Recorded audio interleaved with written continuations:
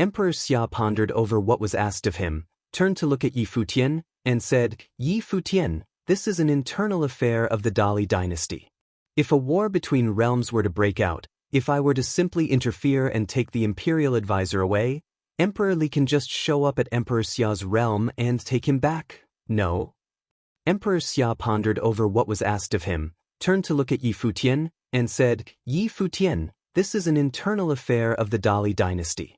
If a war between realms were to break out, if I were to simply interfere and take the imperial advisor away, Emperor Li can just show up at Emperor Xia's realm and take him back, no? Even if a war were to break out, there still needed to be a balance. Renhuangs would have attacked easily. If they were to kill people below the Renhuang plain, it would be tantamount to genocide. No one else would be able to fight the Renhuangs. Emperor Xia claimed that even if a war were to break out, the imperial advisor was still a representative of the Dali dynasty. If he were to interfere in the imperial advisor's execution through the use of force, it would anger Emperor Li. Yi Futian knew that, which was why he advised the imperial advisor to consider settling in the Crimson Dragon realm. Father, Xia Qingyuan called. The emperor turned to her. Shen then said, we remained on the defensive in the battle at Crimson Dragon realm. We retaliated only after Li Yao and the others made a move against us. Li Yao was also leading the others to violate principles of the Battle of Empty Realm. Do you think that we took everything thrown at us lying down? The emperor looked at them and, with a bitter smile, shook his head. He then said to Yi Futian, I shall take you to Emperor Li's realm, but I'm afraid that Emperor Li is already thinking about what to do with the imperial advisor as we speak. I can't guarantee the outcome of the matter. The fate of the imperial advisor and the imperial advisor's residence depends solely on them. Thank you, Your Majesty, Yi Futian bowed. Despite what Emperor Xia said, there was hope as long as he was willing to act on his own. Emperor Xia lifted his head and in an instant, his will swept all over the place. The will of Renhuang was tremendously powerful, capable of shrouding vast areas within mere moments, enveloping the entire royal palace within. It continued to extend outwards, reaching extremely far places. The swordmaster of Lihin had just returned to Lihin heaven. He then looked up at the 33rd layer of heaven and said, Your Majesty. A spectral face appeared in Lihin heaven, and it was none other than Emperor Xia's face. I'm going to Dali for a bit, would you mind joining me? Emperor Xia asked. The swordmaster of Lihin nodded and answered, Not at all. We shall depart immediately, the emperor said. There were also several other mighty figures there aside from the swordmaster of Lihin, who received Emperor Xia's orders. They took to the air right away. A gale swept through Emperor Xia's palace and will of Renhuang swept all over the place, taking many within. Yi Futian was also in that storm. His silhouette vanished from the palace at that moment. Not even he knew where he was going. Xia Qingyuan stayed where she was. She stood as she watched the people in front of her vanish. Emperor Xia, Yi Futian, and the great shaman had disappeared, taken away by her father. Countless people in the royal palace looked up at the palace in the 9th layer of heaven. All of them sensed the raging might, and they wondered where Emperor Xia was heading. Xia Rong was also in the royal palace. He initially intended to see his father, but he quickly noticed the changing clouds in the sky. He was somewhat shocked but knew that Yi Futian had gone along with Xia Qingyuan to see his father. Is father heading to the Dali dynasty now? He wondered. When Yi Futian and the others returned to Emperor Xia's palace, the mighty ones from Dali who had gone to the Crimson Dragon realm returned to the Dali dynasty. News swept throughout Dali Imperial City. The imperial advisor had betrayed Dali, aiding those from Emperor Xia's realm who were responsible for Li Yao's death and letting them escape. The news was earth-shattering, causing a huge commotion throughout the city. Everyone sensed that a terrifying storm was coming. No one had completely forgotten what had happened when the imperial advisor had let Yi Futian of Emperor Xia's realm escape. That caused quite a bit of noise in Dali, and the Prince Regent dealt with it personally. Now, another incident of such magnitude happened again, and everyone wondered what consequences awaited. Furthermore, some high-level figures had long known of Li Yao's death, and the news came from Emperor Li's palace. However, no one knew exactly what had happened just yet. As the news of the imperial advisor's treason spread, one could imagine the intense commotion it caused. All of Dali Imperial City became shrouded in a stifling atmosphere. The imperial advisor of Dali had been a top-notch figure who had served one and reigned above all in the Dali dynasty. Nan Zhai caught wind of the news in the imperial advisor's residence, and he finally understood why the place was being watched. Something had happened, after all. Li Yao had been killed in Crimson Dragon Realm.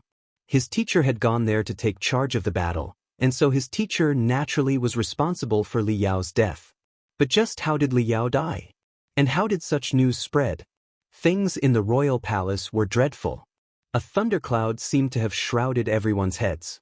The imperial advisor was someone with great influence in the royal palace, even affecting the supreme being he served.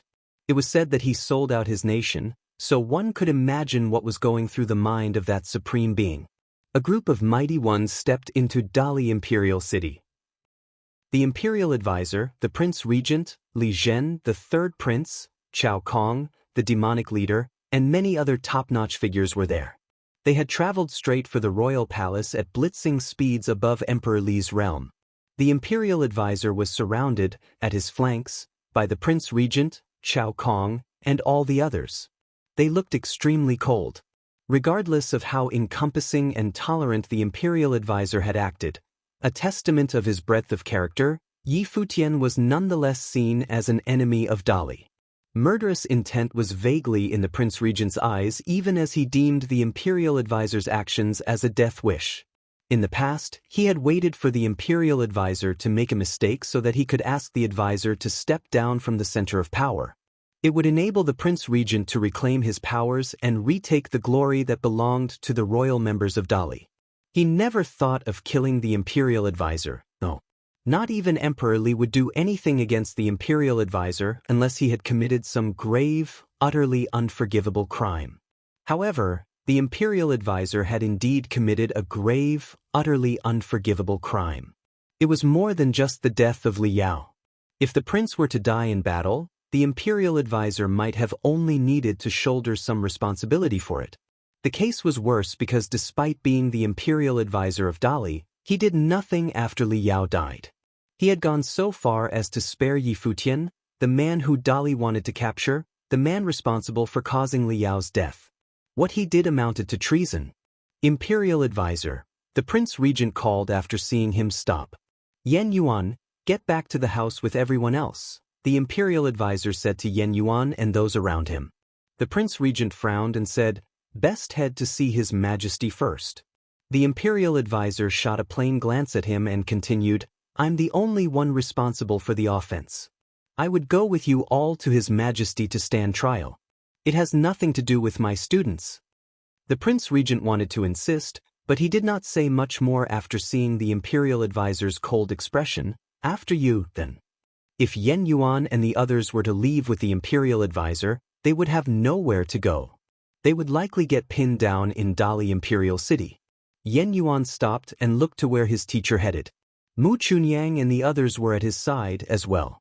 None of them followed their teacher although they wanted very much to do so. Let's head back, Yan Yuan said. He knew his teacher's intentions and remembered what his teacher had said to him. Look after Fei Xue. Even if something were to happen to their teacher, all of them still had their missions to accomplish. As such, they did not head to the royal palace with the imperial advisor. Countless witnesses looked up at Emperor Li's path, seeing the imperial advisor and the others streaking by. They were reluctant to believe that the imperial advisor had betrayed Dali. It seemed impossible. If the imperial advisor had intended to betray Dali, he wouldn't have needed to wait until now. Furthermore, the imperial advisor had no reason to betray Dali. Those who had immense respect for the imperial advisor had a hard time believing any of the accusations. However, all of them felt extreme anxiety seeing the looks of the ones traveling above. Many had even headed to and gathered around the royal palace, wanting to receive first-hand news, to see what would happen from that point on in the royal palace. The royal palace was already a sight. The atmosphere both in and around it was stifling. The imperial advisor looked at the majestic palace buildings and sighed deeply. He was trained in the deed of thorough comprehension, enabling him to see things that a lot of people were unable to see. It was all very mystical. He knew that the trip would not be a smooth one, that it would affect the fate of Dolly. However, some matters were set in stone, and even if one were able to foresee them, it did not mean that one could simply change those matters as they wished. The group walked towards the royal palace with especially heavy steps. The atmosphere throughout the entire royal palace seemed unusually severe, and a lot of people were around. They walked towards the tall, majestic, grand hall in the royal palace one step at a time. Many mighty ones were around. Even members of the royal family were present. A figure was seen standing above the steps of that hall. He looked supreme and undeniable simply by standing and looking on those below him. That figure was none other than Emperor Li. The Prince Regent and the others arrived. The Prince Regent took Li Yao's body from the person behind him. He carried Li Yao, walked to the steps, and then knelt on the floor, putting Li Yao down. "I have failed, Your Majesty. Please see to my punishment," the Prince Regent said, and his voice was heard throughout the air. Everyone claimed that it was the imperial advisor who had committed treason and was to blame. But then again, those high-level figures had also some responsibility for the death of His Majesty's son. The Prince Regent would not have been foolish enough to attack the imperial advisor. He apologized for his mistakes before anything else. "I, too, have failed you, father." Li Zhen, the third prince, knelt on the ground, lowering his head and not daring to look at Emperor Li. Emperor Li stood at the top of the steps and looked at Li Yao's dead body. He then stepped forward and began walking down. He walked very slowly, and everyone focused on each step. Many knelt and silently prostrated themselves on the ground. Emperor Li did not have the highest regard for Li Yao, nonetheless. He was of the emperor's bloodline and his biological offspring. One could only imagine the implications of His Majesty's son dying out there. Even if the emperor were to punish all of them, it would still have been reasonable. If you find any errors, broken links, non-standard content, etc., please let us know so we can fix it as soon as possible. Emperor Li walked down the steps of the palace and came before Li Yao, looking in an emotionless manner at his son who was lying there quietly.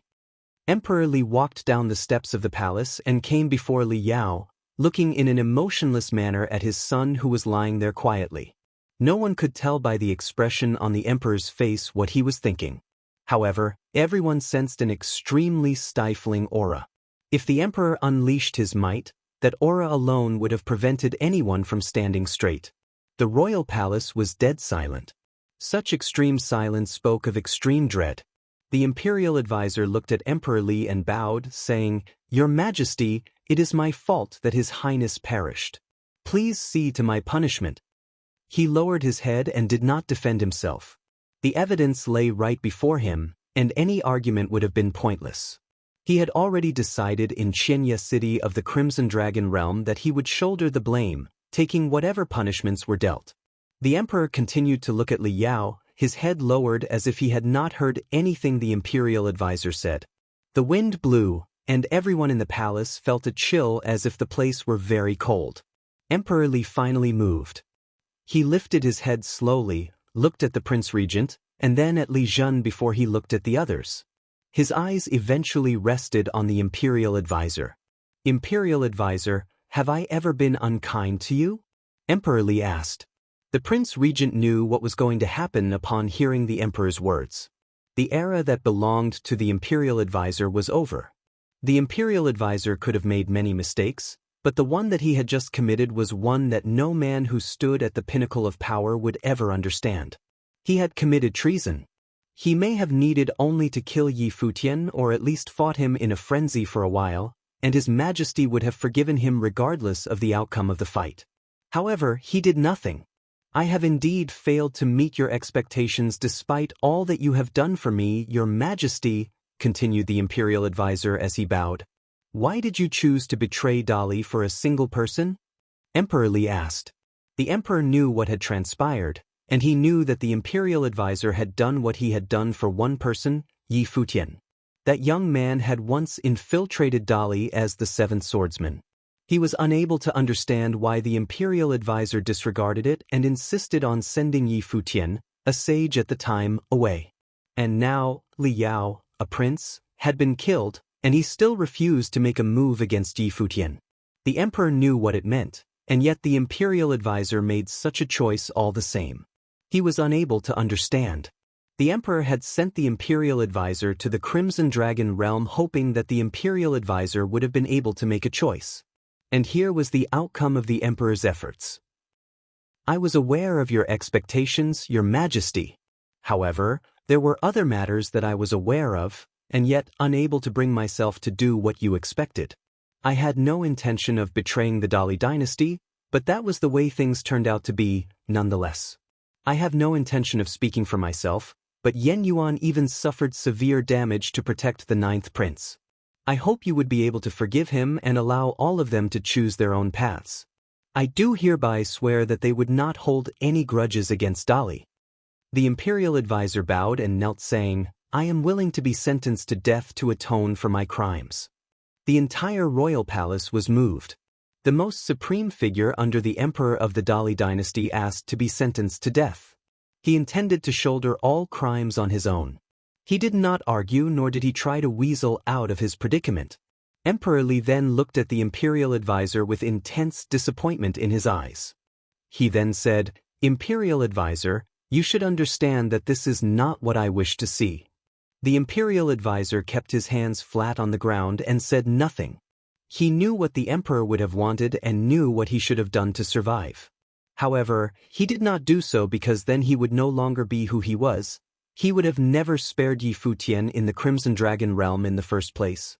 Imperial advisor, shouldn't you be asking for mercy, that I absolve you of your crimes instead? The emperor saw that the imperial advisor was unmoved, and his eyes looked increasingly imposing and stern. An even more terrifying aura washed all over the heads of everyone. The prince regent lay prostrated on the ground and felt extremely shaken. He was jealous of the imperial advisor. He knew what the emperor meant between the lines. The emperor remained reluctant to kill the imperial advisor. He wanted to give the imperial advisor a chance. However, the imperial advisor did not want a chance. The emperor was already dropping hints that if he was willing to ask for forgiveness, that the emperor would absolve him of his crimes. If he was willing to atone through his future merits, submit to and fight for Dali, and be willing to kill Yi Futian in revenge for Li Yao, there would be a chance for him still. Emperor Li was willing to forgive and continue to use him. However, the imperial advisor did not do any of that. He had said that there were matters that he was aware of and yet was unable to bring himself to do them. He deemed fighting for Dali and killing Yi Futian off limits. Is he really making a death wish there? The prince regent was puzzled by what was going on in the imperial advisor's mind and why he was so insistent. He jealously grew. The prince perished, the imperial advisor had done nothing, and still, the emperor was willing to give him another chance. The imperial advisor was perhaps the only person in all of Dali who would have been given such treatment. There definitely would not have been another.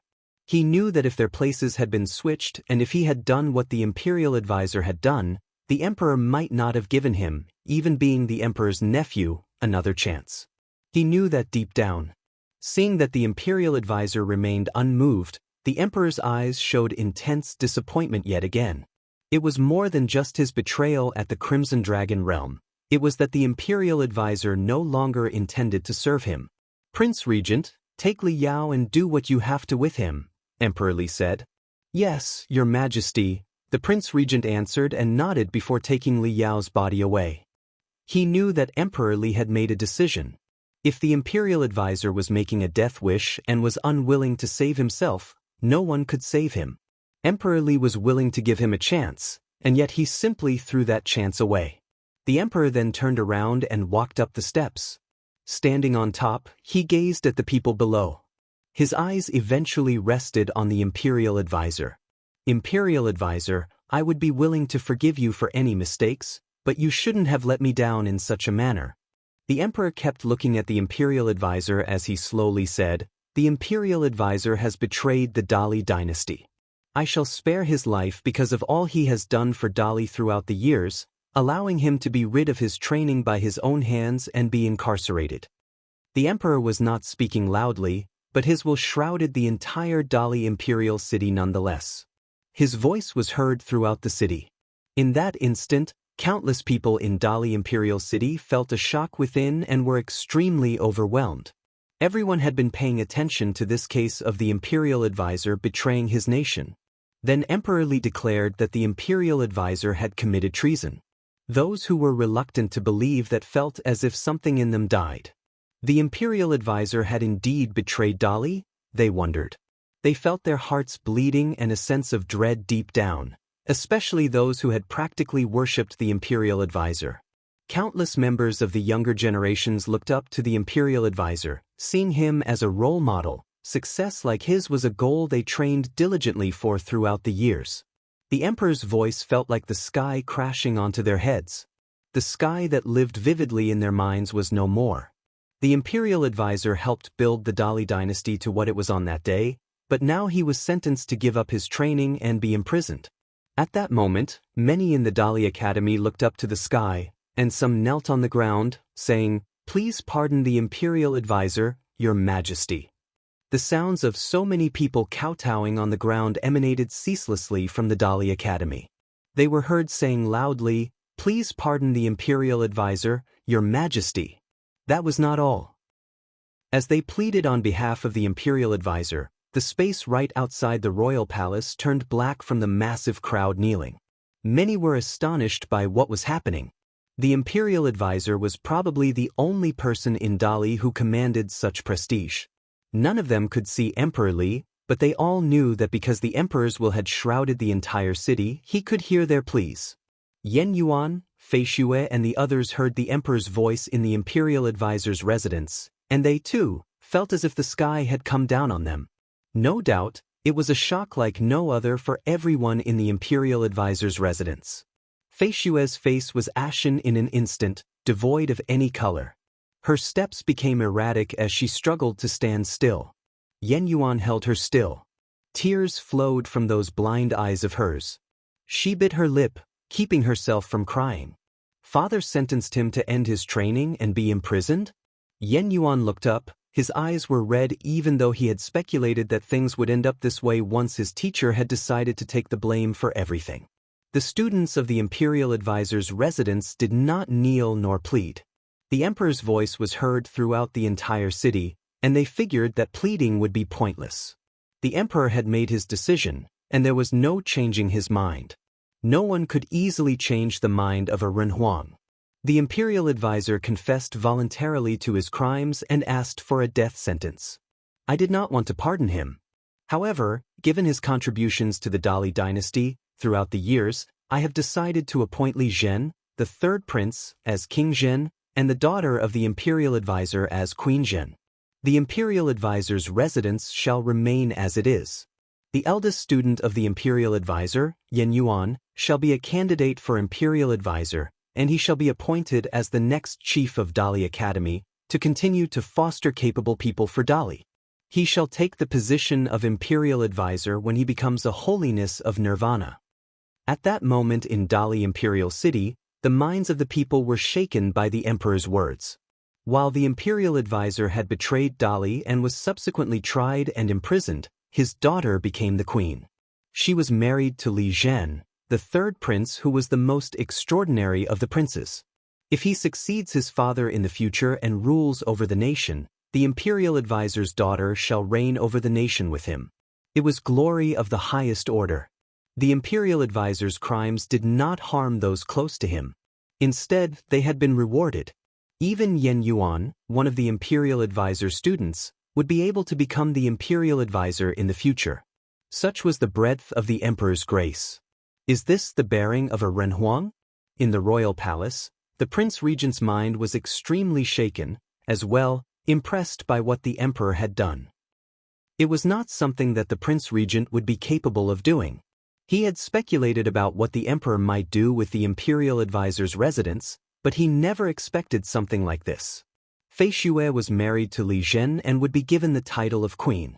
Li Zhen was the most highly regarded prince, and no one doubted the emperor's decision. People were impressed by the grace that he had shown. Furthermore, the students of the imperial advisor were all extraordinary people, and the emperor had chosen to continue valuing them instead of acting against them. He had even prepared Yen Yuan to take the imperial advisor's position in the future. With Fei Xue entering the palace as queen, Yen Yuan and the others would never act against the royal family. Furthermore, Yen Yuan would have the chance to keep the royal family members in check once he became a holiness of nirvana. Everyone was astonished by how the game was played. Their emperor was their emperor for good reasons. The imperial advisor looked up at the emperor. He knew that if he shouldered the blame, the emperor would not have vented frustration at the imperial advisor's residence for the time being. The emperor may have wanted to harm them, but the timing was inconvenient. Furthermore, all of his students had vibrant luck and destinies, unlike him. What happened was not something that he could have ever predicted, so he simply went with the flow. He never anticipated that things would turn out as such. If you find any errors, broken links, non-standard content, etc., please let us know so we can fix it as soon as possible. The emperor's move not only showed the magnificence of his imperial bearing and might but also enabled him to use Fei Xue as a hostage. The emperor's move not only showed the magnificence of his imperial bearing and might but also enabled him to use Fei Xue as a hostage. There was no way Fei Xue could have joined the palace's ranks and become a queen. The imperial advisor said to Emperor Li, "I thank you, Your Majesty, for pardoning the people of the imperial advisor's residence. However, Fei Xue is blind and her body is frail. I'm afraid that she would not be worthy of such an honor. As for Yen Yuan and the others, I'm afraid that they will have their reservations because of what happened to me. I ask you to allow them to choose their own path." Emperor Li lowered his head and looked at the imperial advisor with much disappointment. He was confident that he had been very good to the imperial advisor, but it seemed that the imperial advisor had never truly been willing to serve him wholeheartedly. The imperial advisor outright refused to serve him any further and even asked for his daughter and students to be pardoned. He hoped that none of his students would have to serve the emperor in the future. The people of the imperial advisor's residence are to come to the royal palace at once, Emperor Li said with a booming voice that was heard throughout Dali Imperial City, including the imperial advisor's residence. Yen Yuan, Fei Xue, and the others were at the residence and heard the emperor's decree. They were speechless. Emperor Li wanted to get rid of the imperial advisor, yet he had other plans for the rest of them. We all are willing to leave Emperor Li's realm and never come back. We shall also never become enemies with Dali. Please let us be on our way, Yen Yuan said with a voice that was heard everywhere. Yen Yuan knew what his teacher's choice was, and he respected all that his teacher did for them. At present, he only wanted to finish what his teacher hoped for, take Fei Xue and leave that messy place of a nation. He did not think of going all out to save his teacher, nor did he bother pleading, as all of that would have been pointless. Yen Yuan, the first student of the imperial advisor of Dali, had indeed inherited everything from his teacher. Prepare to welcome those from the imperial advisor's residence into the royal palace, ordered Emperor Li. Many mighty ones from the royal palace took to the air and headed for the imperial advisor's residence. They were going to bring Fei Xue and the others into the royal palace. However, Emperor Li frowned all of a sudden before looking up at the sky. Boundless might and pressure swept out, causing the people in the royal palace to tremble. It seemed as if a renhuang was shrouding the entire place. Emperor Li was angered. What is happening? He never showed such a severe, solemn side even when he was looking at Li Yao's body or dealing with the imperial advisor's treason. Clouds rolled in and a terrifying might from the heavens arrived. A single will shrouded the entire Dali imperial city and made people tremble as they looked to the sky with frightened expressions. Who is that? It was renhuang-level might and pressure, just like that of Emperor Li. Renhuangs from foreign imperial realms were coming to the imperial city of the Dali dynasty. It was no surprise why Emperor Li was in such an extreme mood. Is there a need to force others to go against their own will, Emperor Li? Asked a voice from above that all within Dali Imperial City could hear. They looked up to the sky and saw a group of descending gods. It was especially clear in the royal palace. A group had appeared in the sky, and the one taking the lead was a supreme renhuang indeed. The hearts of the people raced as Emperor Xia arrived. This is a matter for Dali. Since when did you, Emperor Xia, get to interfere? Emperor Li said in a very calm tone, looking at the silhouette in the sky. The affairs of Dali are indeed none of my business. However, the Dali dynasty had provoked Emperor Xia's realm time and again. As such, I have brought some of the strongest figures to be found in our realm to spar against the pinnacle figures of Dali. I'd like to see how your training had been progressing, Emperor Li, Emperor Xia said, and a group of silhouettes descended from the sky to his side. Every one of them was at the pinnacle of Saint Plain. Among them was the great shaman, the swordmaster of Lihen, Lu Yu, and even the sacred general of Tian. All four holiness of Nirvana saints had arrived in Dali Imperial City with Emperor Xia. That was indeed an extremely powerful lineup. There was another figure standing quietly behind Emperor Xia's back, Yi Futian. He turned his eyes to the imperial advisor below in the royal palace and felt pained deep down. When the imperial advisor decided to spare him that day, he had been ready to shoulder all of that. The imperial advisor rose and looked at the sky. A lot of thoughts were going through his mind. He never anticipated that Yi Futian would get Emperor Xia to move there, bringing four pinnacle figures to Dali Imperial City. Emperor Li looked at the young man behind Emperor Xia. A member of the younger generation had not only moved the imperial advisor enough for him to commit treason by sparing him, but this young man affected the imperial advisor so much that he was even willing to be stripped of his honor and give his life to avoid killing him. That same young man had, at present, been able to get Emperor Xia to show up in the city. It seemed that Emperor Li had underestimated the young man who had disguised himself as the seventh swordsman and infiltrated Dali. Emperor Li had even thought of marrying a princess of Dali to Yi Futian to make the young man his son-in-law. If you would like to find that out, Emperor Xia, I shall indulge you. But first, I need to take care of some business in Dali, Emperor Li said plainly and turned his eyes to the imperial advisor. The imperial advisor knew what the emperor wanted of him. The emperor had declared his sentence. The imperial advisor was to give up his training and be incarcerated. Emperor Xia took one step, and the heavens shook at that moment as if they were about to crumble. The entire Dali Imperial City shook. Everyone was being overwhelmed with terrifying power. Emperor Li was able to feel that the most. Emperor Li's eyes were cold as he looked at the figures high in the air. The might of Renhuang was unleashed and spread out with great force. One step was all it took to bring extreme, imposing pressure sweeping throughout the place and holding the heavens in place. Are you going to make me do it instead, imperial advisor? Emperor Li then looked down at the imperial advisor below, who was seemingly waiting for the emperor to do it. The imperial advisor looked up at the emperor. He knew that until he was either dead or crippled, the emperor would not have let him off the hook. There was no way Emperor Li would have let him leave Dali Imperial City unscathed. There was a concern about him leaving and siding with Emperor Xia's realm.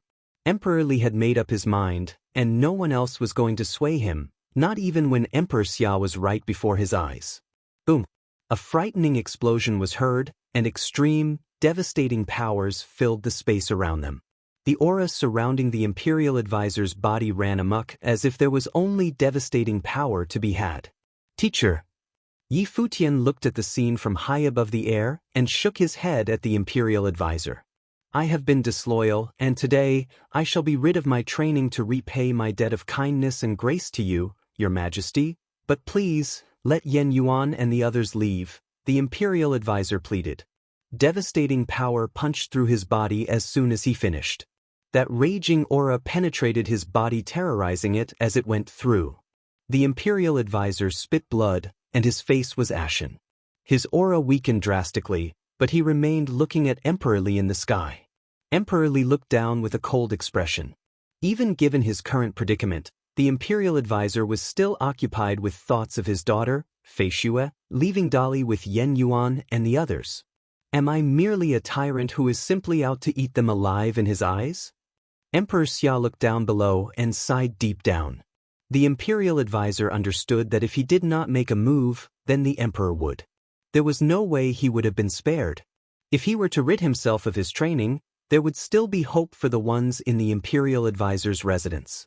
It was quite a shame that someone who had the opportunity to pass the trial and become a Renhuang was to fall in the royal palace of Dali on that very day. Please, Your Majesty, the imperial advisor continued. Yet another burst of immensely devastating power punched through his body. A frightening storm whipped up with him in the center but did not attack the others around him. It was simply crushing him from the inside. They could hear the sounds of his bones and meridian paths breaking, and red blood spilled out of the corner of his mouth. His supreme body remained standing tall and firm where he was. Even the indescribable anguish that he suffered at that moment did not cause him to flinch, and he remained adamant in seeing it all through. Sounds reverberated throughout the area and rumbled the eardrums of everyone around. Several people were on their knees outside of the royal palace, pleading for the emperor to spare the imperial advisor. Emperor Li's eyes turned even colder, and he looked below. The imperial advisor shall be granted special parole to attend the wedding of King Zhen, Emperor Li said, and took a step towards Emperor Xia in the air. Emperor Xia willed and the sky changed. A boundlessly large lotus flower enveloped the space where he and Emperor Li were. Yi Futian was gradually enveloped within as well. He witnessed how the imperial advisor continued to be harmed, while he continued to suffer intense heartache from above. That figure who had been standing tall finally bent and slouched over. He was no longer able to stand firmly. His hair turned a lot more silver within a single instant, and he became very withered. Imprison the imperial advisor. A voice was heard from below. Yi Futian was no longer able to see what was going on down there. He was dragged by Emperor Xia to where only Emperor Xia and Emperor Li were present, standing against each other. The imperial advisor was hauled to the prison in the royal palace of Dali.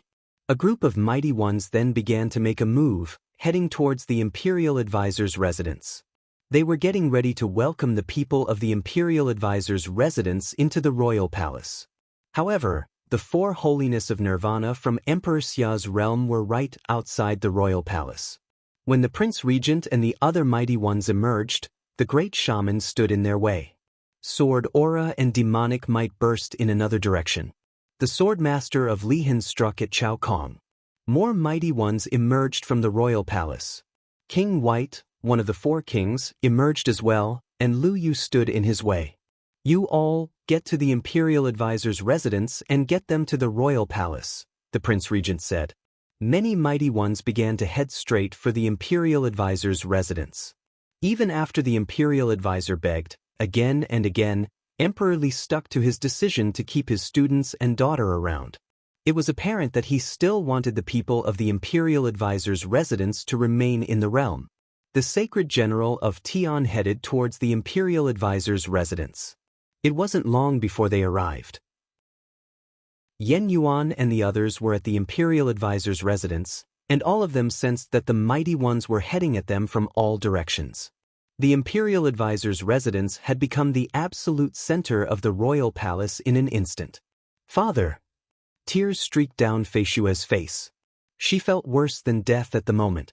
The imperial advisor's residence was not that far away from the royal palace. The overwhelming aura in the palace was felt all the way to the imperial advisor's residence. Fei Shue, let's go, Yen Yuan said, determined to leave Dali. His teacher was imprisoned, and Fei Shue's special constitution meant that there was no way she could have entered the royal palace, marry Li Zhen, and become a queen. The only option for them was to run. At present, with Emperor Xia holding Emperor Li back, and the four holiness of nirvanas that Emperor Xia brought holding back Dali's pinnacle figures, it was the right time for them to escape. If you find any errors, broken links, non-standard content, etc., please let us know so we can fix it as soon as possible. Yen Yuan and the others had yet to depart when an overwhelming aura shrouded the entire area. Many mighty ones came from all directions. Yen Yuan and the others had yet to depart when an overwhelming aura shrouded the entire area. Many mighty ones came from all directions. Yen Yuan took one look in the air and saw a group of them arriving. The one who took the lead emanated a terrifying aura. It was none other than King Tiandao, who held great power in the court of Dali.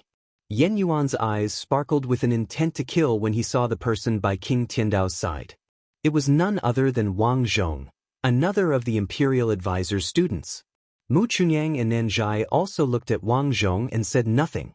Their teacher knew that Wang Zhong had always been hostile towards him, yet he nonetheless saw Wang Zhong as a student of his. Knowing that there might be a day when Wang Zhong could take his life, he remained unfazed. However, at present, the imperial advisor's residence was caught in a crisis. Wang Zhong had chosen to betray them and sided with King Tiandao. Since it had come to that, they no longer needed to consider past sentiments. From that moment, the two parties stood as enemies. Yen Yuan, His Majesty has given an order. Head to the royal palace with us, King Tiandao said condescendingly as he walked. The terrifying aura of a holiness of nirvana burst forth, weighing on Yen Yuan and the others. Yen Yuan looked at King Tiandao and said, "I'm afraid I can't do that. His Majesty has been graceful enough to not punish the people of the Imperial Advisor's residence and to make the Imperial Advisor's daughter a queen. He also made you a future Imperial Advisor. However, you choose to resist orders and caused Emperor Xia to come here. It would seem that the Imperial Advisor's residence has indeed betrayed Dali," King Tiandao said coldly as his eyes sparkled with murderous intent. He threw his palm forward and attacked. A boundlessly huge and heavy ring of light descended from the heavens, shrouding Yen Yuan and the others with intense suppressing power. Under the huge light, the space was on the verge of being crushed. The force was unstoppable. The might of a holiness of nirvana was brought to bear within an instant. King Tiandao claimed that the ones from the Imperial Advisor's residence had committed treason, which meant that he was determined to destroy them. He was not emperorly and saw no need to give them any chances. Diagrams of the Great Path appeared before Yen Yuan, and their surroundings howled. He put up his hands and headed straight for the sky above, putting up a divine golden wall right above the Imperial Advisor's residence. The ring of light descended, clashing hard with the diagrams. Their surroundings rattled as the residence began to come apart and a burst of devastating golden lightning lashed out. The entire Imperial Advisor's residence was reduced to dust in an instant. Mu Chunyang flashed his blade and cut down the golden lightning, intercepting the attack above Feishue. King Tiandao was lauded as one capable of fighting on equal footing with the Imperial Advisor. While Emperor Li's elder brother was inferior to the Imperial Advisor in many ways, he was still nonetheless at the pinnacle of the Dali dynasty. There was no doubt about the ferocity of his powers. He walked in the sky. The ring of light of the Great Path turned into waves of golden light and swept downwards. Yen Yuan grunted as the pressure of the Great Path weighed on him. Boundless golden lightning had torn the place apart, and the diagrams of the Great Path were on the verge of crumbling. Mu Chunyang and the others were ready to get on their knees. "Yen Yuan, stop resisting and take your orders from the royal palace," King Tiandao advised him. His presence was overwhelming, and everyone, even those far away from the Imperial Advisor's residence, was shaken. Yen Yuan looked up at the sky. He had been injured during the Battle of Empty Realm, and he was at his wits' end on how to fight King Tiandao, who was a pinnacle figure in the Dali dynasty. His eyes were wild and his robe billowed. The 5 elements and dualities of the Great Path appeared around him. He lifted his hands to clap on the diagrams of the Great Path again, resisting the force coming from above. The Imperial Advisor gave up his training, confessed, and will be incarcerated. "Are you having a death wish now, Yen Yuan?" King Tiandao said coldly, after seeing that he was still resisting. Mighty ones gathered around them, surrounding the entire Imperial Advisor's residence and leaving them with no chance of escape. Yen Yuan's eyes turned red as he thought about all that his teacher had sacrificed. Since his teacher no longer had any intentions of serving Emperor Li, there was no way the emperor would have simply let him leave, not even when Emperor Xia showed up. If Emperor Li was insistent on them staying, then not even Emperor Xia would be able to stop him. As such, he had agreed to end his training and pleaded with Emperor Li to spare the ones at the Imperial Advisor's residence. Even if that was futile, at the very least it showed that he was sincere in his confession to placate Emperor Li. Furthermore, if Emperor Li still insisted on having them all stay, he would have nonetheless been affected by the Imperial Advisor's actions. Even after pleading for mercy in such a manner, he could not convince Emperor Li to spare the ones from the Imperial Advisor's residence. However, he was no longer able to fight against them and delegated that to his subordinates instead. Because of that and because of the mighty ones that Emperor Xia brought here to keep things in check, they seized the chance to escape. They all knew that Fei Xue's condition would not have permitted her to be a part of the royal palace. As such, they had to resist one way or another. They simply had to leave. Our teacher had not done any wrong against Dali, Yan Yuan said to King Tiandao, who was bearing down on them from above. Burst of golden lightning lashed out at Yan Yuan in an attempt to kill him. Yan Yuan's body was rumbling. Boundless runes circled him. Qian, Kuan, Qin, Li and many other ancient symbols hovered in the air then melded with the great path. What do you mean doing no wrong? King Tiandao berated coldly. Raging aura lashed out on Yan Yuan's body, making him feel like he was going to come apart, and even his powers of the great path were about to crumble. His conscience was clean, and he was able to stand proud, facing the heavens and the earth, Yan Yuan continued saying loudly. His body felt as if it was about to explode. Blood splattered on his clothes, and his aura weakened at breakneck speed. King Tiandao snorted and coldly said, I see that you still dare to resist. Do you have a death wish? Fei Xue was able to sense everything that was happening below. Despair was written on her face as she turned toward the battlefield and called out, Eldest brother. He is fine.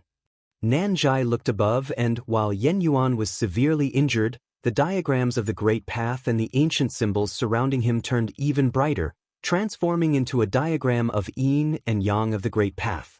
It spun chaotically and became increasingly bright, resisting the pressure from above.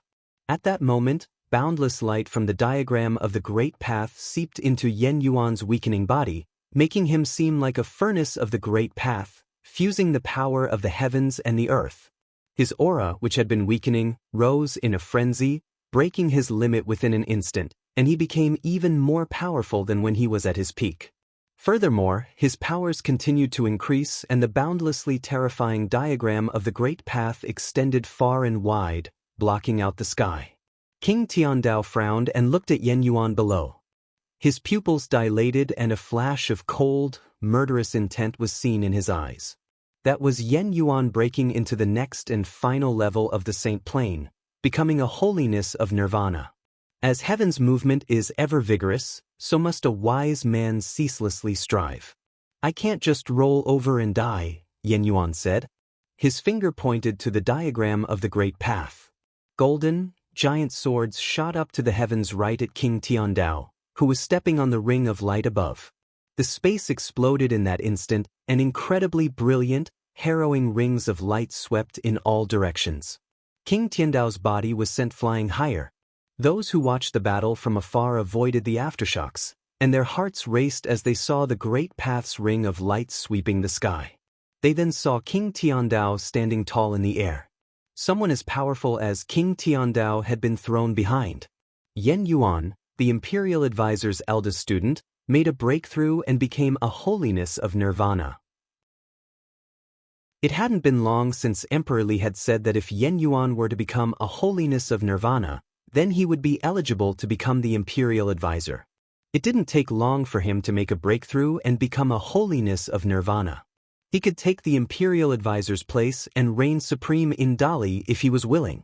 However, it was apparent that Yan Yuan did not have such thoughts. Power was but fleeting clouds to him, and he had no intention of staying behind. When Dali had been united and the imperial advisor, King Tiandao, the prince regent, and other high-level figures took charge, it became glorious and prosperous, yet there were also many lurking perils. If it had not been for those lurking perils, they would not have sent his teacher to the battlefield at the Crimson Dragon realm, and his betrayal would have never happened. Solid dikes could collapse because of ant holes. Lurking perils, when not dealt with in time, could have caused earth-shattering changes when fully manifested, which was what happened on this day. However, some things were unavoidable, and no one could do anything about it. They could only watch them unfold. His teacher had not been able to change what had happened in the past. At that moment, however, Yan Yuan wanted to take fate into his own hands. King Tiandao looked at Yan Yuan, whose aura became increasingly overwhelming and still growing. He had unleashed the pressure of pinnacle levels. King Tiandao did not expect that Yan Yuan would have a breakthrough with a single step. Students taught by the imperial advisor had already been able to get into nirvana levels. But then again, despite having broken into the final plane, Yen Yuan was nonetheless a new holiness of nirvana and was deemed incapable of fighting King Tiandao on equal footing. King Tiandao began to take a step down. However, he halted before he could complete his step. They looked far away. Terrifying currents washed over them and howled. A figure streaked through the air and arrived right before him. A huge palm struck from above, shrouding the place as it headed for King Tiandao. King Tiandao turned around, and his extremely sharp aura burst. His hands streaked through the air and looked even more terrifying than blades. His attack split the palm open and the sky rumbled. King Tiandao, you have been provoking us for years. If you want to fight so badly, I shall fight you in earnest on this very day. This imposing voice was heard loud and clear. The sacred general of Tian had arrived and was stepping towards King Tiandao. Every step was extremely heavy, bearing on the sky around them. Since when did affairs of the Dali dynasty become something you could directly interfere in? Asked King Tiandao as he looked at the sacred general of Tian. His body burst with overwhelming might of equal magnitude. Interfering with Dali's business? The sacred general then jabbed at him sarcastically, saying, I'm not interested in that in the slightest. However, since you people have been trying to stir up trouble and had even acted against the princess of Emperor Xia's realm and the others in the Crimson Dragon realm, showing that you were up to no good, I have come with Emperor Xia to see what you're made of. He attacked as soon as he finished talking. King Tiandao frowned. With Yen Yuan's breakthrough, no one else could stop this holiness of nirvana even if he were held back by the sacred general of Tian. He took one look at the sky. Both Emperor Li and Emperor Xia were nowhere to be seen. If you find any errors, broken links, non-standard content, etc., please let us know so we can fix it as soon as possible. The sacred general of Tian and King Tiandao fought all out right there and then. King Tiandao was from the king of Dali's military, known as the leader of the Four Kings. He commanded the military forces of the West. The sacred general of Tian and King Tiandao fought all out right there and then. King Tiandao was from the king of Dali's military, known as the leader of the Four Kings. He commanded the military forces of the West. The sacred general of Tian was the commander of the first army of the 8 of Emperor Xia's realm. Both men were people of extreme overbearing might. The battle fought between them shook the heavens. It seemed as if the sky would be brought down when they fought. Yen Yuan looked at them both fight above and knew that the sacred general of Tian intended to hold that pinnacle figure behind for their sake. Second brother, take care of Fei Xue. Yen Yuan turned around and looked at Nanzhai, who nodded. Yen Yuan was seen stepping out and headed far away. Mu Chunyang held his sacred blade and followed right behind. One was a holiness of nirvana who had just made a breakthrough while the other was an unblemished saint. Both of them burst with extremely overbearing might. However, there was already an army of saints surrounding them, effectively blockading the space they were in. An 8 trigrams heaven-locking diagram appeared in the sky. Golden chains of the 8 trigrams sealed the space away, and crashing noises were heard. The chains streaked through the sky and headed towards Yen Yuan and the others. Yen Yuan's body felt like it had been chained up by countless chains in an instant. However, extremely dazzling diagrams of the great path dazzled around his body. He, who had become a holiness of nirvana, dazzled incredibly. He grabbed onto the chains of the great path, and devastating power was unleashed from his body, wrecking the boundless chains. He stepped into the air and headed towards the 8 trigrams diagram, thinking if he should take his opponent using matrices imparted to me by his teacher. He pointed towards heaven, and his body streaked down below the 8 trigrams diagram like a bolt of lightning, pointing to the diagram right above him. His finger pointed to the diagram that had blockaded the place, and countless cracks were seen on it, spreading out in all directions. The fish of yin and yang seemed to be swimming before they crumbled shortly after. The matrix above him shattered, and many mighty ones' bodies were thrown behind right away. Many saints above burst with their respective might and headed for Yen Yuan and the others. Yen Yuan stepped out and scanned the crowd around him, saying, "My teacher once was the imperial advisor of Dali, and I'm a citizen of Dali. There are some among you people who had studied at Dali Academy before. I don't want to kill any of you. Make way." He took one step forward as soon as he finished. The air shook. Swords of the great path surrounded him and howled as if they would have burst through the air at any given moment. Many mighty ones sensed the brimming aura emanating from Yen Yuan, and they all thought of retreating right there and then. As Yen Yuan put it, they were all people of Dali, and some had studied in Dali Academy and received guidance and teaching from Yen Yuan himself. Many among them had been taught by the imperial advisor and had always been impressed by the imperial advisor.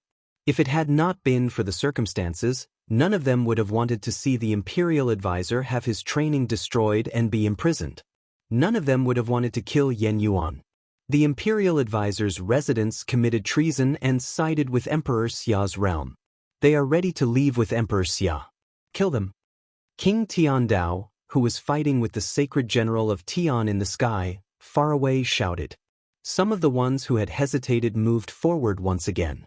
But then again, there were many who stood behind and were unable to bring themselves to harm the people of the imperial advisor's residence.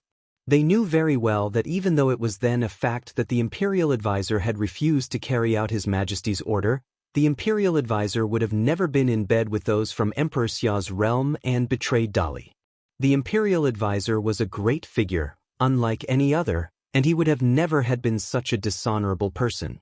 There were definitely not obvious reasons. Countless sighed at the situation. Many mighty ones attacked Yen Yuan at the same time. Yen Yuan looked up at the sky. The saints all appeared in his will. He stepped forward and had no more words to say. The bursts of devastating attacks were not only directed at him but also Fei Xue and the others, without any mercy. Struggle and reluctance were seen in Yen Yuan's eyes, which then quickly cleared as he looked at the faces before him. Everyone had their stances and decisions, especially when they had become saints. Since they had already made their choices, then they no longer needed to hesitate. The powerful burst of aura swept through his surroundings at the thought, shrouding the vast space. Many saints there were shrouded by a mystical will within an instant. They seemed to have seen a boundless huge diagram of the great path, which enveloped all of them. Countless ancient symbols hovered around, and their saintly will were all bound within. They intended to struggle, yet they found it difficult to shake it off. The dazzling boundless diagram seemed to have led them into a space of will, which was ethereal, and Yen Yuan was at the center of the diagram. He scanned those around him and one ancient symbols after another shot out. Qian Kun. Every single ancient symbol that emerged was infused with extremely formidable power. Slay them, Yen Yuan said, and within an instant, the symbols bombarded the minds of those around him. In the sky where they fought, there were saints whose wills were cut down right away by the sword will. Streaks of blood appeared at the center of their brows as their eyes were wide open, glaring at Yen Yuan below. There were also mighty ones whose wills were shattered right there and then, feeling as if their minds had rattled before losing consciousness altogether. Their bodies dropped to the ground. One saint after another perished in the sky within the same instant, dropping to the ground below. Many watched that scene unfold from far away and felt things were astonishing. All of those people were saints, and yet, they were all killed within an instant. So this was the power of Yen Yuan, who had become a holiness of nirvana. Emperor Li had declared that the first student of the imperial advisor would be allowed to take the position of imperial advisor right there and then. However, he wanted nothing more than to leave. Just what the hell happened between Dali and the imperial advisor's residence? Countless felt that to be a pity. One way or another, there was no longer an imperial advisor in Dali, and the imperial advisor's residence now ceased to be. That would have been a huge loss to Dali dynasty. The emperor knew that as well, which was why he still wanted to give the imperial advisor a chance, which the imperial advisor threw away without hesitation. The emperor intended to continue employing Yen Yuan and the others even after he had arrested the imperial advisor, which was why he wanted Fei Xue to be married into the royal palace as Li Zhen's wife and to be titled as queen. However, none of that managed to make them stay behind. The crack in their minds was something impossible to be repaired, and there was no turning back. Yen Yuan and the others from the Imperial Advisor's residence had only one way to go from then on out. At that moment, on another battlefield, a legion that King Tiandao had brought circled Yen Yuan and headed straight for Mu Chunyang and Nanjai, attacking them. Judging from their formations, it looked as if they intended to break through Nanjai's defense and take Feishue. They all knew that if they were to take the Imperial Advisor's daughter, then the ones from the Imperial Advisor's residence would not have been able to leave, even if they wanted to. Mu Chunyang's blade was extremely ferocious, splitting the space before him open as soon as he swung it. His will of the blade seemed to have cleaved open everything before him. Several saints caught in the storm were quickly killed. However, there were also several extremely powerful saints around at the same time. They were all unblemished saints, and they have intercepted Mu Chunyang, isolating him from the battlefield of Nanjai, Luchuan, and Feishue. At that moment, an unblemished saint led many other saints heading to where Feishue and her two other brothers were, attempting to surround them, and the situation looked perilous. Nanjai was at the forefront while Feishue and Luchuan stood behind him. Nanjai's expression remained extremely calm even when facing such a situation, without the slightest hint of being fazed. Yen Yuan and Mu Chunyang were still fighting their own respective battles. The eldest student might have become a holiness of nirvana, but that is not to say that we would let him loose just because he wants to leave, an unblemished saint said and lifted his hands, grabbing at the space before him. A holy dragon bared its fangs and brandished its claws right away, descending from above and wanting to take down Nanjai and the other two. That person's might was brimming and he looked poised. It was apparent that he was a member of Dali royalty, making him one of those from the side of the royal members. That holy golden dragon circled above Nanjai's head, and its pressure was burning. It charged below after letting out a loud roar. Nanjai looked up at the sky plainly and waved his hands. A huge painting spread open in the sky, which showered the space around, and extremely holy pressure burst from it. The might was imbued with the will of the great path as if he was wielding a piece of an extremely powerful divine implement. Countless dazzling diagrams within the painting lit up with brilliant light, and a boundlessly huge ancient tree burst, emerging with countless vines that lashed out above, blocking out the sky. The dragon dived and was instantly caught within the countless mass of vines in an instant, which was then devoured bit by bit. Many looked below in shock, seeing Nanjai standing above the ancient tree in the painting. Feishue and Luchuan stood behind him. All three of them seemed to have become characters within the painting, looking very mystical. What was even more shocking was that at the very moment Nanjai entered the painting, will of the great path of boundless strength burst from within. The painting continued to expand, and when Nanjai melded within the painting, his aura seemed to have melded with the painting and rose in a frenzy. He had broken through the bonds of saint of true self and became an unblemished saint. His powers continued to rise after becoming an unblemished saint, climbing to the pinnacle of his current plane. How could he be so powerful? Many looked at the scene in shock. Everyone in Dali knew that the strongest among the Imperial Advisor's students was Yen Yuan. While Nanjai, the second student, was unfettered and had a good mindset. He loved painting and jesting around, but his training had not been powerful. He was only a saint of true self. His powers were even inferior to his younger brother, Mu Chunyang. However, at that moment, none dared to claim that Nanjai was weaker than Mu Chunyang. His current power was of such magnitude that not even Yen Yuan before becoming a holiness of nirvana would have had such a brimming, formidable aura. The way of painting. Everyone was shaken and knew that they had underestimated Nanjai's powers. His training might have only been that of a saint of true self, yet his painting seemed even stronger. His powers spiked as soon as he entered the painting. That unblemished saint before stepped out with a cold expression and attacked with the saints around him, intending to tear down that ancient tree of vines. The painting continued to expand, so much so that it had blocked out the sky. Those saints quickly found that they seemed to have become people in the painting, entering Nanjai's work and becoming a part of his powers. Many knew that something was off and intended to run, but it was too late. Unraveling sounds were heard as the painting spread through the area, catching everyone within it. The vines of the ancient tree consumed the saints, while sword aura and many other killing powers burst from the painting. At that moment, it seemed as if Nanjai had not been the one surrounded. It seemed as if he was the one who had everyone else surrounded instead. If you find any errors, broken links, non-standard content, etc., please let us know so we can fix it as soon as possible. A huge painting was seen high above the sky, embroiling many saints around within. Even unblemished saints were caught as well. A huge painting was seen high above the sky, embroiling many saints around within. Even unblemished saints were caught as well. That unblemished Saint Royal member attacked ferociously from within the painting, yet the painting itself nullified all of his attacks. The painting was infused with the power of the great path of the world. Celestial bodies were found within, and the heavens and the earth were in motion. Matrices were also found within the painting, which made it so that the painting had indeed been infused with the power of the great path. So, this is the life spirit of Nanjai? Countless looked up in the sky. They witnessed royal members being sucked into the painting bit by bit, and they felt very rattled within.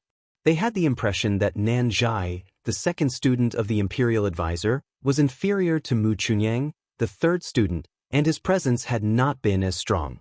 Even when Nanjai was giving lectures in Dali Academy, he looked carefree and unfettered. Everyone knew that he was very knowledgeable and had different concepts and views regarding training. However, no one knew that Nanjai's true powers were something of such formidable magnitude. He had made painting a way of manifesting his power of the great path. He had the world in his sleeves, which was manifested in his painting. In yet another battlefield at that moment, Yen Yuan continued to bring his might to bear and blaze the trail. He continued walking forward. No one had been able to stand in his way. Mu Chunyang followed closely behind. The huge painting that Nanjai conjured flew in the sky and took off far away. Any saints who were still standing in their way high above in the air were unable to help but make way, retreating to the sides.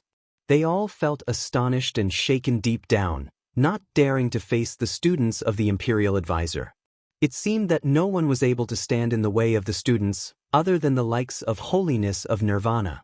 However, all Holiness of Nirvana found in Dali Dynasty's imperial city had been kept busy by people brought by Emperor Xia.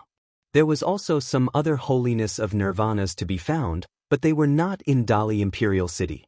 Many were astonished and thought that if the imperial advisor had not been dealt with, he would truly be at the very pinnacle of sainthood in all of Dali Dynasty. However, he was incarcerated at the moment, which was a situation many found to be a pity. Yen Yuan and the others cut all who dared to stand in their way down and headed to the sky. Their silhouettes went further and further away from sight, seeming about to disappear before everyone's eyes. Everyone who saw that scene understood that the people of the imperial advisor's residence had truly made up their mind. They wanted to leave Dali Dynasty. There was no longer an imperial advisor's residence in Dali from then on out. Yen Yuan and the others eventually disappeared without a trace as they continued to streak the sky. However, the Holiness of Nirvana's battles in Dali Imperial City were still ongoing. Every single battle was an astonishing one and caused their surroundings to shake. Furthermore, the battles continued for quite some time. While there were stronger and weaker ones to be found, none were able to kill their opponents. Fighters from both sides were top-notch. While there were still differences to be had, yet said differences were not great enough to have any of them kill their opponents. For instance, it was obvious that the sword master of Lihan could overpower Cao Kong, yet Cao Kong was extremely resilient, continuing to fight despite suffering severe injuries. People of such levels had terrifyingly adamant will. Both Emperor Xia and Emperor Li were still nowhere to be found. It was thought that Emperor Xia intended to keep Emperor Li busy, giving a chance to those from the imperial advisor's residence. He told Yi Futian before that while he was willing to go to Dali Dynasty, the fate of the ones from the imperial advisor's residence was eventually up to them and that he was unable to do anything further. He couldn't take them away personally, after all. If he were actually to do that, then Emperor Li could have crashed into Emperor Xia's realm and taken them away all the same. As such, despite having brought people with him, Emperor Xia was still there to teach those from Emperor Li a lesson in name, for they had been provoking Emperor Xia's realm for far too long. Emperor Xia never mentioned those from the imperial advisor's residence, despite the fact they were the reasons why Emperor Xia showed up. The battles raged on and on. Both Emperor Xia and Emperor Li were seen yet again in Emperor Li's palace, emerging in the palace building they were before. Yi Futian was behind Emperor Xia. Emperor Li's expression turned rather cold after he scanned the city with his will. At the same time, Emperor Xia said instead, "Let's get back to Emperor Xia's realm." The great shaman and other holiness of nirvanas all retreated and left after the order was given, without any intention of fighting any further. Their opponents intended to pursue them, yet Emperor Li said, "Let them leave." Emperor Li, I know that you have wanted to test Emperor Li's realm strength for years, but if you are thinking of taking the Emperor Xia's realm for yourself, Dali is still far from being powerful enough to do so. I don't mind if you want to wage war against us. I shall be waiting back in Emperor Xia's palace, Emperor Xia said plainly. He took flight and waved his hand. The great shaman, the sword master of Lihan, and others came to his side and were preparing to leave. A flash of light was seen, and Emperor Xia brought his men away.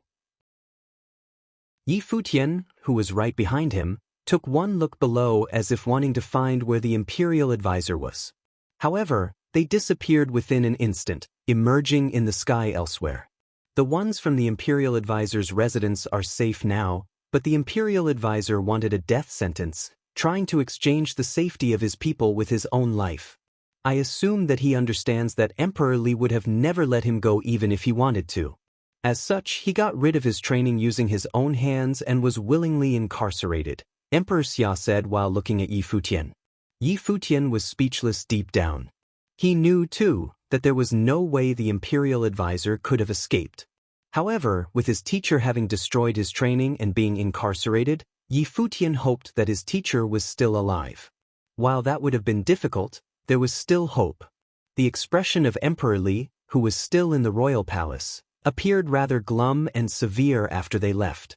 He did not pursue Yen Yuan and the others, slowly going somewhere else instead. The place was a golden prison, which was suppressed by the Great Path. The imperial advisor was imprisoned within.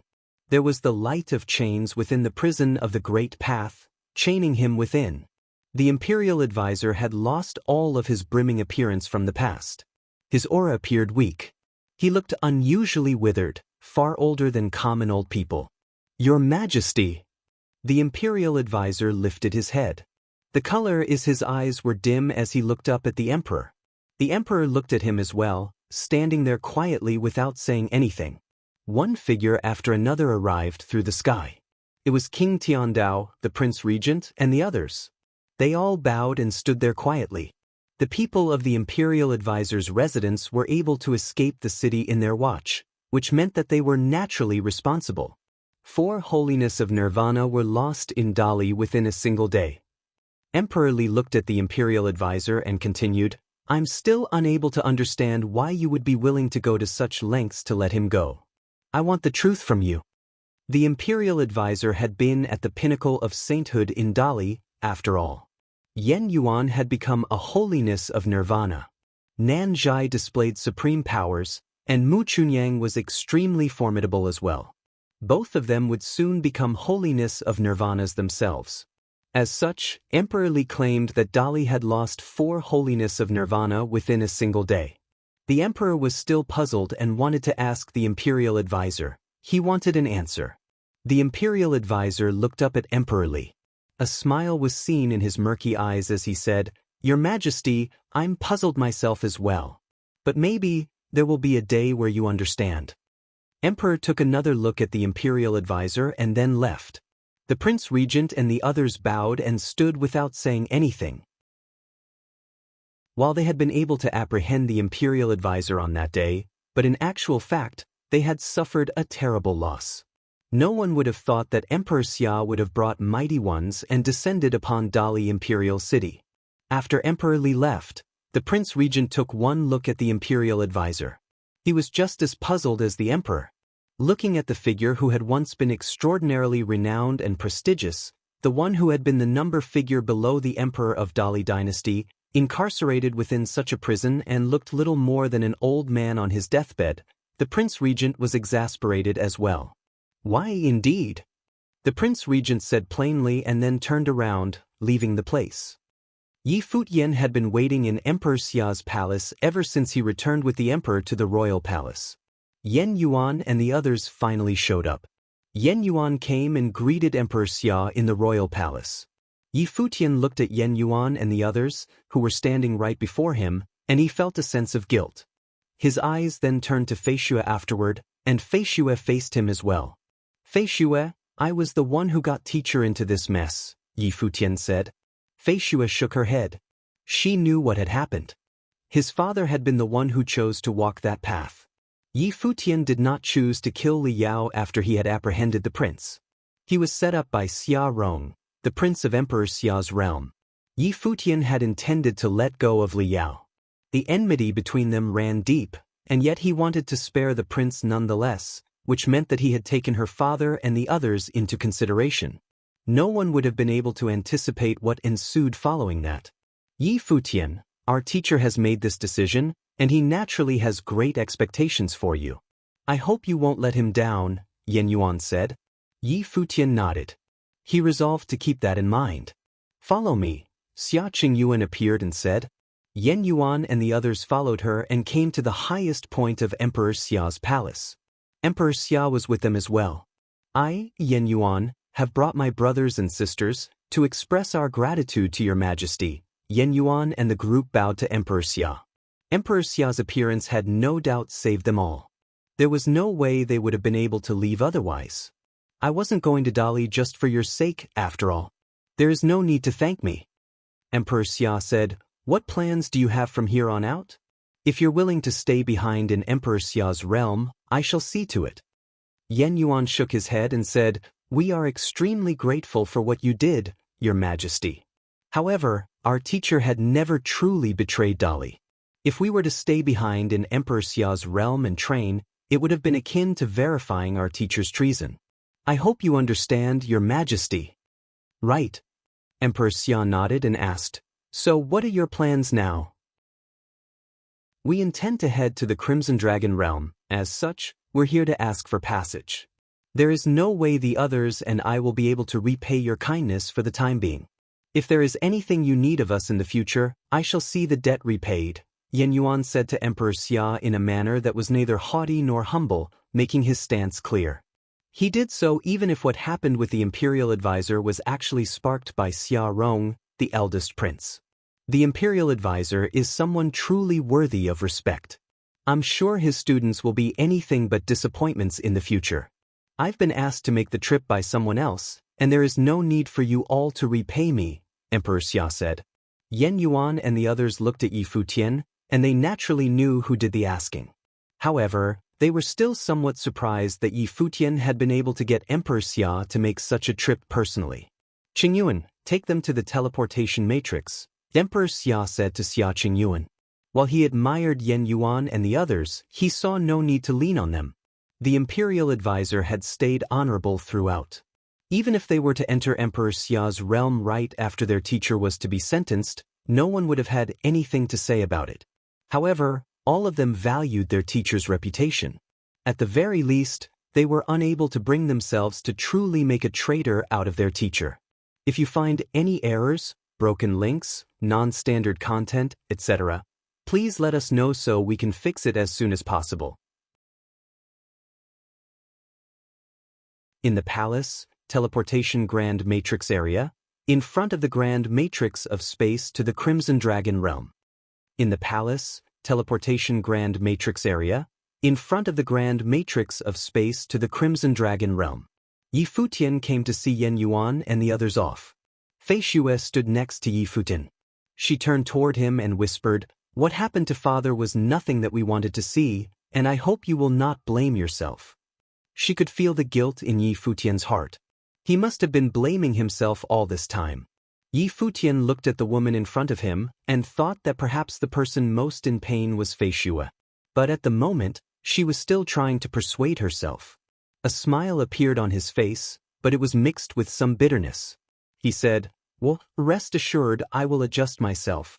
And you take good care of yourself after you go to the Crimson Dragon realm with your senior brother." "I will," Futian nodded gently. "Will you still go to Crimson Dragon realm?" "Well, maybe to Qianya City in Crimson Dragon realm," Futian responded. "Well then, we will see you at the Crimson Dragon realm," Feishue whispered softly. She then walked toward the grand matrix of space with Yen Yuan and the others as they entered into the matrix. "Everyone, take care," Futian said to Yen Yuan and the others. "You too," Yen Yuan nodded at Futian. The brilliant light shone, and the light beams pierced straight through the sky as if opening up a great path of space, and only for a moment, the bodies of these people disappeared directly from the matrix. Futian looked up at the sky. The channel was still bright with radiance. The energy required for such a realm-crossing matrix was unimaginable. The number of spirit stones of Great Path consumed by the launching of the Grand Matrix was an astrological figure each time, and only the top principalities could afford its cost. If one relied upon oneself to go to the Crimson Dragon realm, even the cultivators from the Nirvana plane would take a long time, so that was the reason why Yen Yuan came to borrow the passage. Of course, Yen Yuan was also thankful to Emperor Xia. After all, they could leave safely entirely on account of Emperor Xia.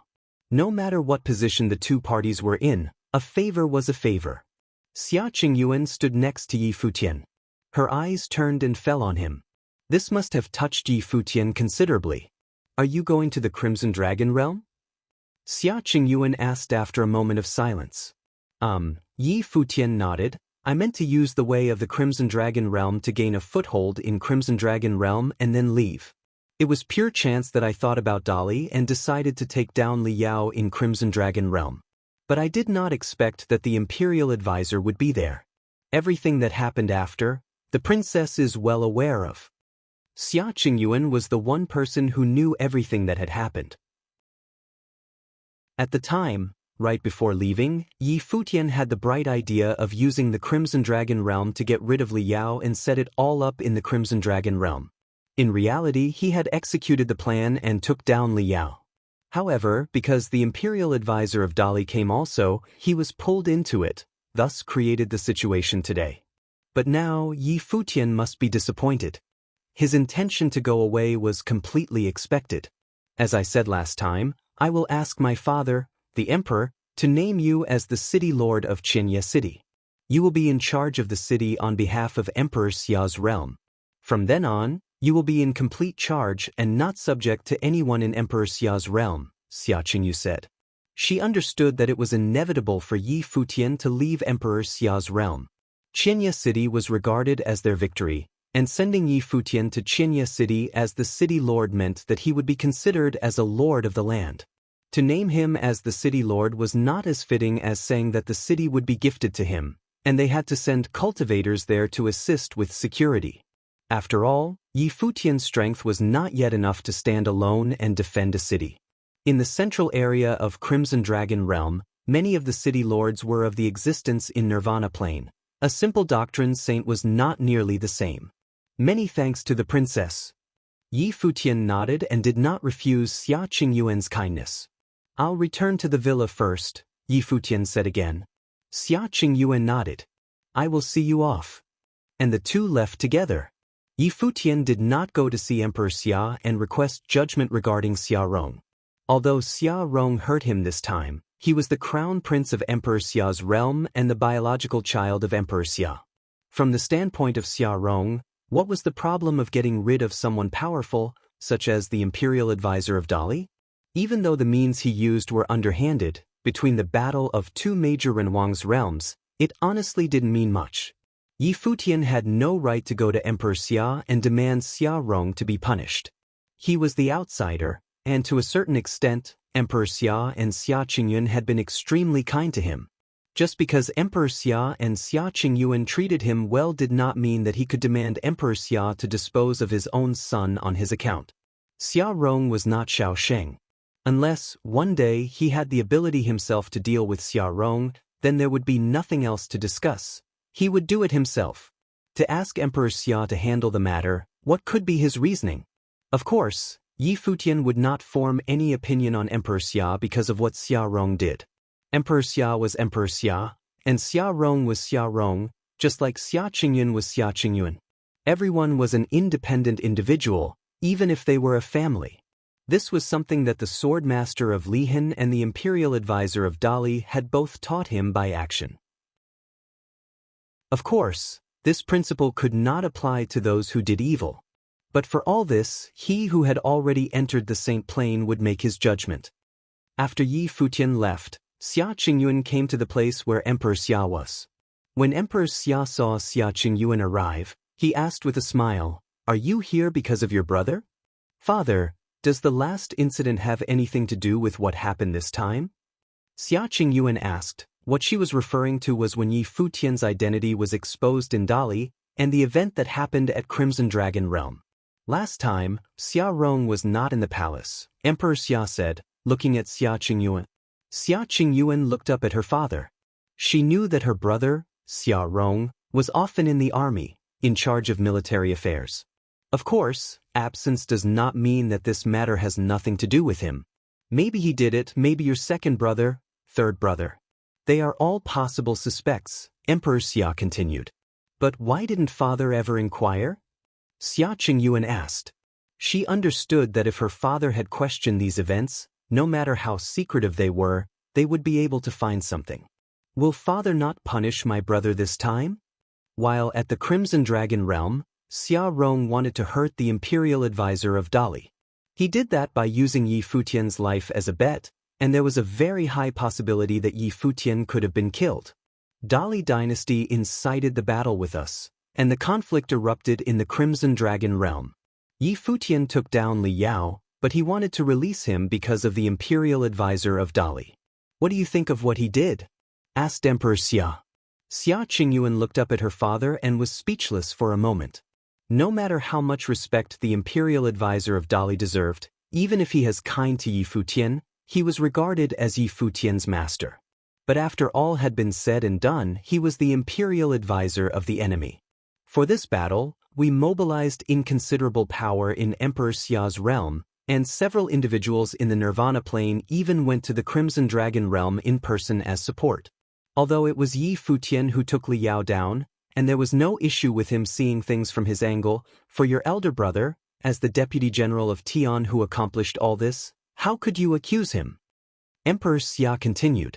Xia Qingyun listened quietly. She also wanted to hear what her father had to say. Whether it is your brother or Yi Futian, everyone is growing. They are all in the Saint Plane. Whatever they want to fight for, I will not stop them, but they must be able to bear the price, even if it is fighting for the throne. Emperor Xia's voice seemed very calm. He said, "Many things that you have to do, I will support them, but in what way you want to accomplish these things solely depends on your ability, and you must consider the consequences." I heard that at the Crimson Dragon realm, the imperial advisor sent Yi Futian a saying, "Gentlemen, do not stand close to danger." He was right. Everything you do, you must consider its consequences and consider what kind of situation you will put yourself in. Today, I will not stop the secret jostling of power between them, nor will I punish your elder brother. In the future, if he has to pay for what he did one day, likewise, I will not stop that either. This is the path of your cultivation, and every cultivator will have to go through all of this in the path of growth, able to bear it all. Emperor Xia slowly said, "You are the same, Qingyun, and you are about to step into the Saint Plane. Maybe one day you will fly on your own." I understand. Xia Qingyun nodded slightly, then turned away without saying a word. Watching Xia Qingyuan's departing figure, Emperor Xia said nothing. This was their cultivation. All the storms, setbacks, and tribulations would work to build an era belonging to them. A few days later, clashes broke out between Emperor Xia's realm and Emperor Li's realm in several places with spiritual resources. Subsequently, these conflicts continued to amplify and detonate. The two Renhuang realms kept battling on various major battlefields. King Tiandao and Sacred General of Tian led the armies to confront each other. These things quickly spread to the two realms, and soon, everyone knew that all this was caused by what happened in the Crimson Dragon realm. Or rather, it was caused by the grievances between Yi Futian and Li Yao, the crown prince of Dali dynasty. Once upon a time, Li Yao killed Yi Futian's wife in the land of the Nine States, the lower world of Emperor Xia's realm. Now, Yi Futian took him down in Crimson Dragon realm, which led to Li Yao's death. Of course, these border conflicts had not affected the central area of Emperor Xia's realm. Neither of the two realms had the idea of a full-scale border war. Otherwise, it would not just be limited to this scale. In Emperor Xia's palace, there was a declaration that Emperor Xia officially named Yi Futian as the city lord of Qianya City to guard Qianya City in the Crimson Dragon realm for Emperor Xia's realm. If you find any errors, broken links, non-standard content, etc., please let us know so we can fix it as soon as possible. For some time afterward, Yi Futian cultivated in retreat at the cottage villa. For some time afterward, Yi Futian cultivated in retreat at the cottage villa. Not only him, but many at the villa had gained something during this trip, with several of them having broken into the Saint Plane. They needed to comprehend the way of the Saint Plane in earnest and integrate it into their strength. After Gu Donglu entered into the divine path, his whole person had gone through a great transformation. It was as if his life spirit had once again awoken, rendering his temperament even more remarkable. The same was also true of Yu Sheng. He was born into the way, but his changes were more internal. Once in battle, his potential had completely erupted and was completely different from before.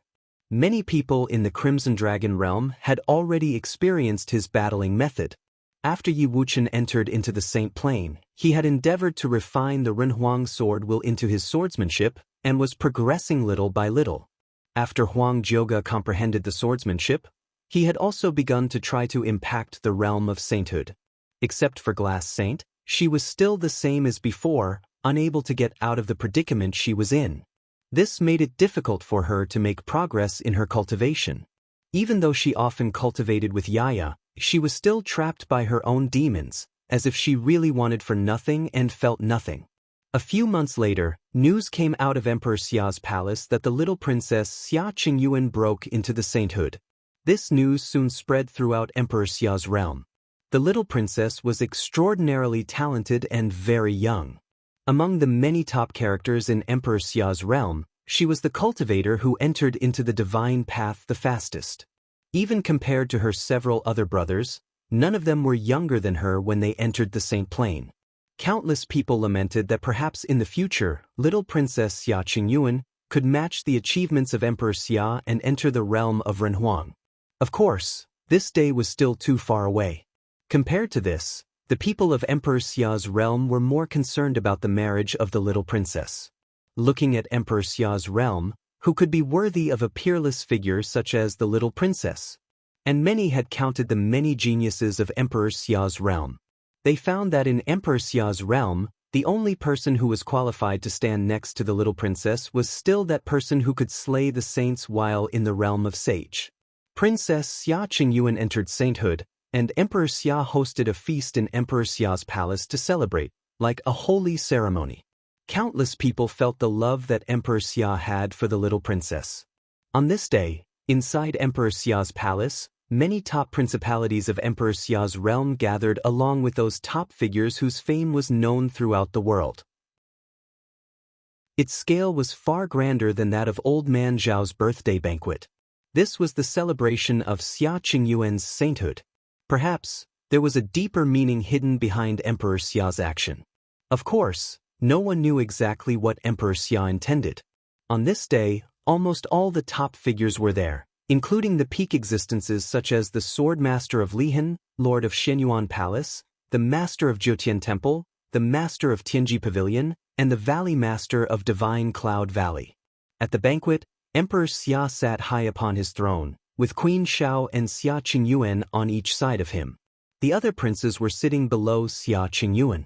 After all, this was a celebration for Xia Qingyuan. All the top figures had arrived, but at the banquet, Xia Qingyuan's look was calm, and she seemed uninterested. Her eyes sometimes looked far into the distance. Today's banquet was filled with many cultivators, but one person was missing. Many people had also noticed Xia Qingyuan's look, and these top figures understood. No one mentioned anything about the princess marriage at the banquet. It seemed that the crowning jewel in Emperor Xia's realm was now grown up, and her heart had already found its belonging. But that man was not there today. Perhaps it had something to do with what happened at the Crimson Dragon realm. Emperor Xia had already named him the Lord of Qianye City. Perhaps, soon, he would leave Emperor Xia's realm for Crimson Dragon realm. After that, it was very unlikely that he would return to Emperor Xia's realm in the future. After the banquet was over, Emperor Xia asked Swordmaster of Lihan, Lord of Xinyuan Palace, and other peak figures to stay so he could talk to them. No one knew what they talked about. Until not long after, people were able to faintly assume one thing, which shocked many in Emperor Xia's realm, and they continued to guess Emperor Xia's real motivation. When Emperor Xia's palace hosted the banquet, Yi Futian was not in the upper world but went to the 9 states to take a few people to the upper world. A few days later, Yi Futian and his party gathered at the cottage villa. Everyone from the lower worlds of 9 states was there. Yi Futian stood in front, holding the hand of a young girl. It was Little Grass, the daughter of the 4th senior brother, Shui Yi, and his wife, Yoshi. Linger stood on the other side and took Little Grass's other hand. Lulan Shui stood quietly behind them. Knife Saint, Gu Donglu, and Zhuge Mingyue were all there. Of course, Yi Wuchen, Huang Jioge, Su Ke, and Yuan Zhang were also present. Yaya and Glass Saint stood quietly behind. Obviously, they were prepared to go on a long-distance trip. Otherwise, it would not involve everyone departing. Yi Futian levitated into the air and glanced behind him. They had stayed here for a few years. After leaving today, it would be unlikely that they would return often. Although the Red Dragon realm was chaotic and the strong preyed on the weak, in fact, it cohered more to the principle of survival of the fittest, where everything was more direct. Everything was based on power. More importantly, the Crimson Dragon realm was freer. As the primary realm of the Crimson Dragon region, no other Renhuang could interfere in the affairs of the Crimson Dragon realm. If one was strong enough, then one could create an empire of one's own, one that no one could shake, just like the city lords of yore. During this trip, he prepared to establish his foothold in the Crimson Dragon realm, and when everything was settled, he would embark to the more distant Supreme Path region. Yu Sheng would also cultivate at the regional palace of the Crimson Dragon realm. "Let's go," Yi Futian said. Suddenly, this large group of people moved toward the distance. Soon, the cottage villa was emptied and seemed extraordinarily quiet. There were already many waiting in Emperor Xia's palace. When Yi Futian and his party arrived, they saw a group of people appearing in front of them, the head of which was Xia Qingyuan. Obviously, Xia Qingyuan was also preparing to leave Emperor Xia's palace and travel to Crimson Dragon realm. Aside from Xia Qingyuan, Yi Futian also saw a lot of familiar faces. For example, the first person of Lihan Heaven who once fought with him on the 33 layers of heaven, Wang Chuan. There were also Xinyuan Ao of Xinyuan Palace and Gongsun Zhong of Divine Cloud Valley. Yi Futian also saw the people from the 9 states, such as Bai Luli. After these people received the order from Xia Qingyuan to go to the upper world, they were under the order of Xia Qingyuan. And now, they were planning on traveling with her. "Why are you here?" Behind Yi Futian, Luo Fan asked another person. Yi Futian looked over there and saw that next to Gongsun Zhong, Gongsun Ni and Gongsun Xian were there, and Luo Fan was speaking to Gongsun Xian. Clearly he was surprised. "Why can't I be here?" Gongsun Xian retorted. Luo Fan blinked and saw a pair of enchanting but slightly angry eyes, and he dared not look straight at them.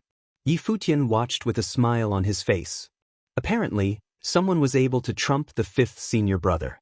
Luo Fan had always been cynical, but now it seemed that his status in the family would be jeopardized in the future. Yi Futian glanced at the people who were present and immediately understood that Emperor Xia had already talked to all the top forces. Many people from various forces had sent their youngsters to accompany them on the trip to the Crimson Dragon realm, but they should also be willing to go. After all, being able to travel long distances was a trial in itself. As for Emperor Xia's exact command, it was not something he could have known. However, to be able to see so many familiar faces had lifted his mood. Is the princess also prepared to stay in the Crimson Dragon realm for a long time? Yi Futian asked. In addition to those youngsters, each force had also dispatched some powerful saints to travel with them. Clearly, this was the result of the last banquet. This trip is for trials out there. You can rest assured that since my father, the emperor, named you the city lord of Qianye City, everyone will obey your orders in the city, including me, Xia Qingyuan said to Yi Futian. I would not dare, Yi Futian whispered softly, but seeing Xia Qingyu looking at him, he continued, but thank you, your highness. Obviously, Emperor Xia did so because of what happened last time. He wanted to travel further, and so Emperor Xia deliberately arranged to secure the foundation of Qianye City. This was truly allowing him to become a lord of the empire. Qianye City was wholly entrusted to him.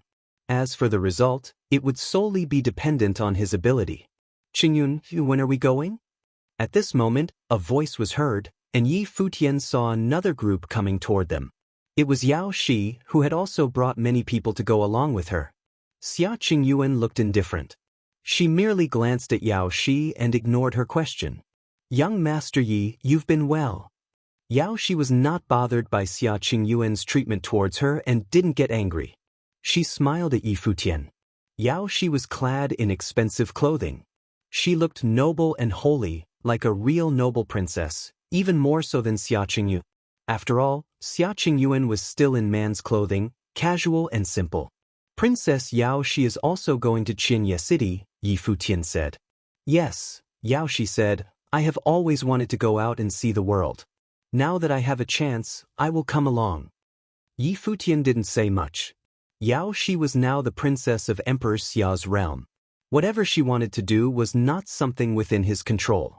Let's go then, Yi Futian said. Xia Qingyuan nodded, and the group set off immediately, moving towards the teleportation grand matrix.